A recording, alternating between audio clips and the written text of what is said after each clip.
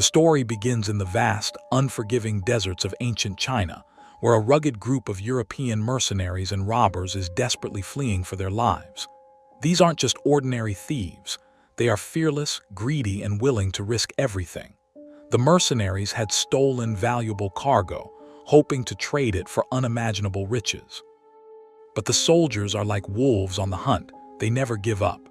To outsmart his enemies, the fiercely brave leader, William, comes up with a brilliant diversion. He orders his men to release a pair of horses, and guess what? The foolish soldiers fall for it hook, line, and sinker. They chase the decoy animals, granting William and his crew precious moments to vanish into the darkness of a spooky, echoing cave. Phew, that was a close one. As night falls, the exhausted bandits huddle together and examine their loot. And what do they find?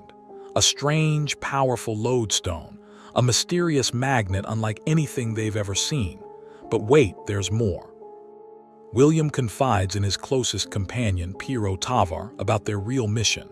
They are hunting for a legendary, terrifyingly powerful substance known as black powder. But before they can celebrate, a terrifying blur of motion streaks through the cave.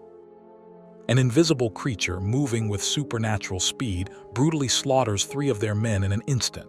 Can you believe it? 3 men gone in the blink of an eye. Panic erupts, but William's instincts kick in. He swings his sword blindly and swish, he severs the creature's arm. The beast howls in agony and retreats into the abyss. William, brave as ever, picks up the severed, green-blooded limb, carefully storing it in his bag. Why? Because he is determined to uncover the identity of this monstrous attacker. Sensing extreme danger, William and Tavar, the only survivors, flee the cave immediately and resume their search for the black powder. But little do they know, their real nightmare is just beginning. Dawn brings new trouble, and how? The Chinese soldiers pick up their trail once more, forcing William and Tavar into a frantic, heart-pounding chase across the barren plains. Their horses gallop at breakneck speed, dust flying everywhere. But the enemy is relentless.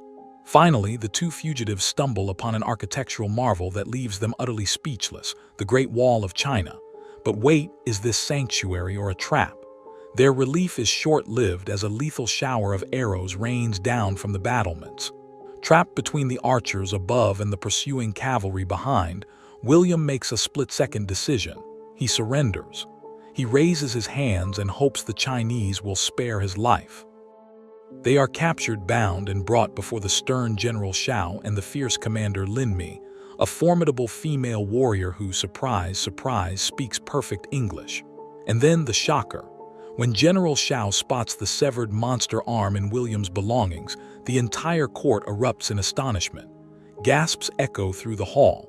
William claims he killed the beast single-handedly, but everyone laughs. They mock him. A strategic advisor, however, notices the fresh green blood on William's weapon and whispers, perhaps he's telling the truth. But before the interrogation can continue, a lookout soldier sounds a terrifying alarm. A massive wave of enemies is rapidly advancing toward the wall. The drums of war begin to beat. The tension is palpable. Can you feel it? William and Tavar are dragged to the wall to witness the Chinese army prepare for battle, and what a breathtaking spectacle it is. William's jaw drops. The army is not a chaotic mob. It is a perfectly synchronized machine, divided into distinct, color-coded units, each with a specialized role. The most striking are the Crane Corps, an all-female battalion clad in brilliant blue armor, led by the brave Commander Lin herself.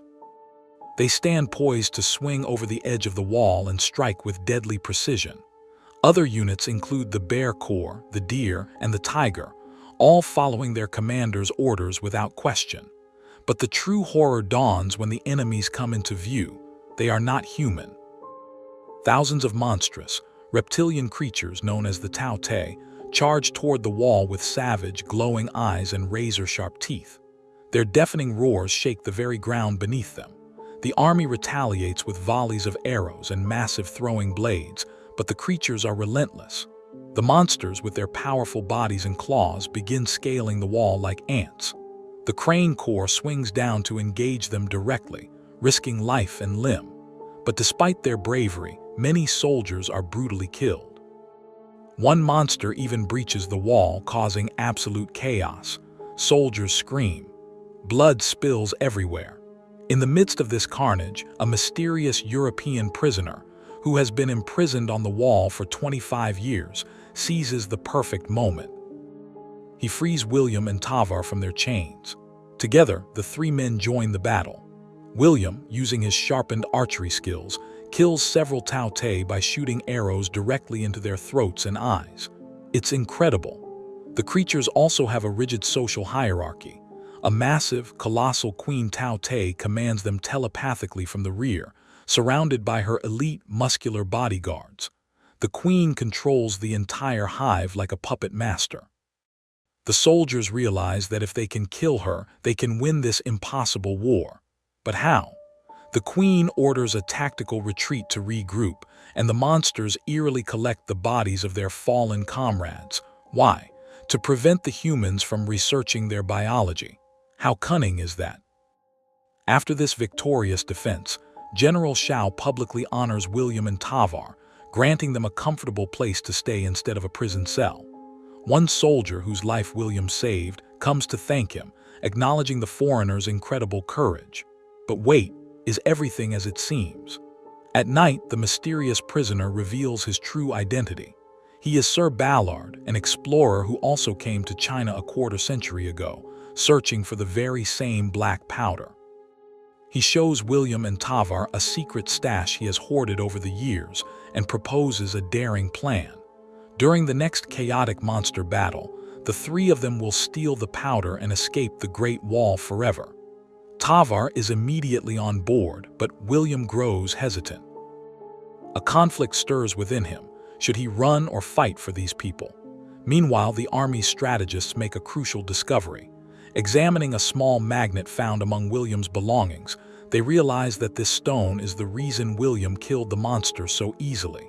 When placed near the creatures, the magnet paralyzes them completely. What a revelation! The strategists explain the origin of the Tao Te.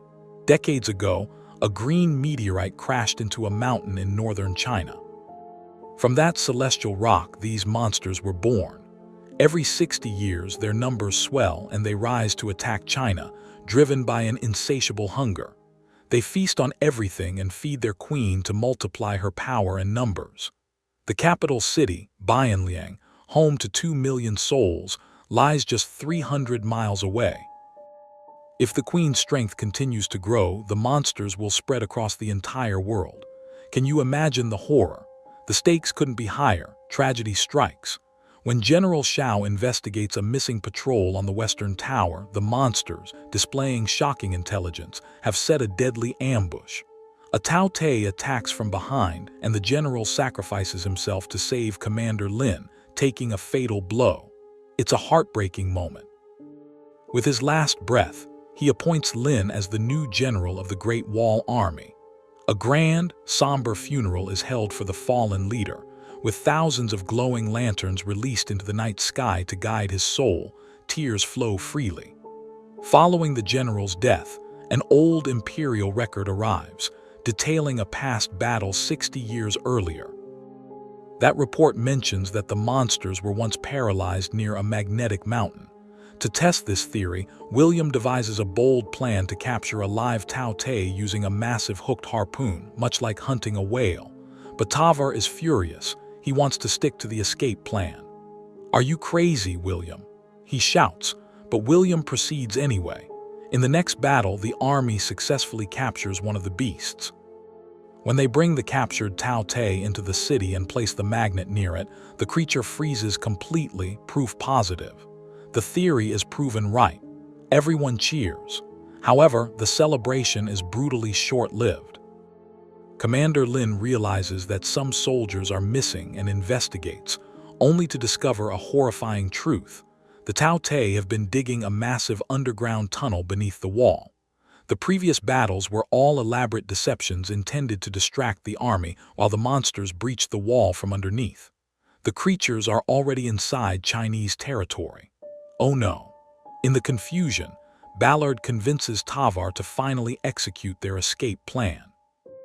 As Tavar and Ballard try to steal the black powder, William confronts them, desperately trying to stop his friend.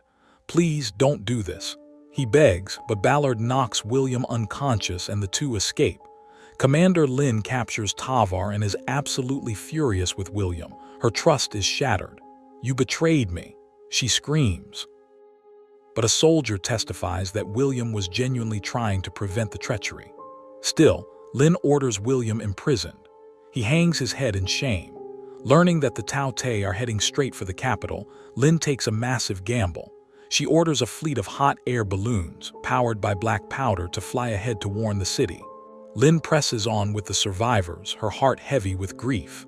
Meanwhile, William is freed by the strategist who tells him, "Our only hope now is to kill the Queen in the capital."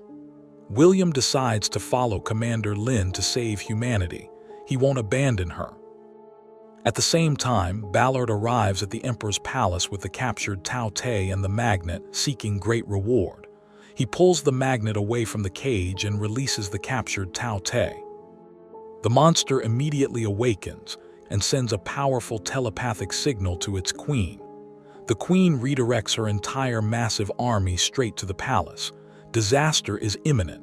In the capital, William and Lin fight through the infested city, slashing and shooting their way to the central tower. The creatures outnumber them 1,000 to 1. They execute a desperate plan. They strap black powder bombs onto a captured creature, feed it a special meal, and use the magnet to guide it toward the queen. As the beast runs to present the food to the queen, William and Lin climb to the highest vantage point. William fires an explosive arrow at the queen, but her agile bodyguards block the shot. The arrow detonates harmlessly in the air, alerting the queen to their position. She roars in fury and orders all the monsters to attack the tower. Chaos erupts. Monsters swarm from every direction. With only one explosive arrow left, William and Lin swing down on a rope, dangling precariously. William throws the magnet at the guards, paralyzing them momentarily, aims carefully, and fires his last arrow. This time it slips through the defenses and strikes the queen dead center. A massive, fiery explosion rips through the air. The queen is obliterated in a ball of flame. As she dies, the telepathic link connecting the entire hive shatters like glass. All at once, thousands of Tao Te monsters scream, freeze, and collapse lifelessly to the ground. Thud, thud, thud. The siege is broken. Humanity is saved. Can you believe the victory? The cheers of the surviving soldiers echo across the palace.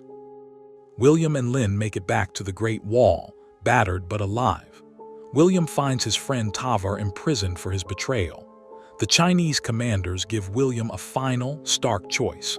He can take all the black powder they have and leave in riches, or he can use his reward to save his friend's life.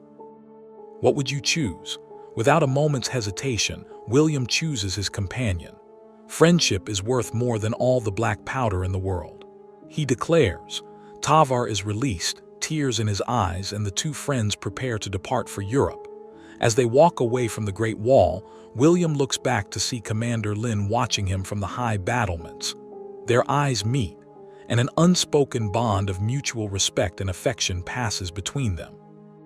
William gives a slight nod, promising silently that he will return to this extraordinary land someday.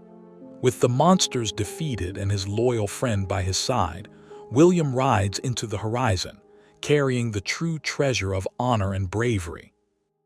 And so, the story of the Great Wall concludes with a powerful, heartwarming message that courage, loyalty, and self-sacrifice are the greatest weapons of all. What an epic adventure! What a ride!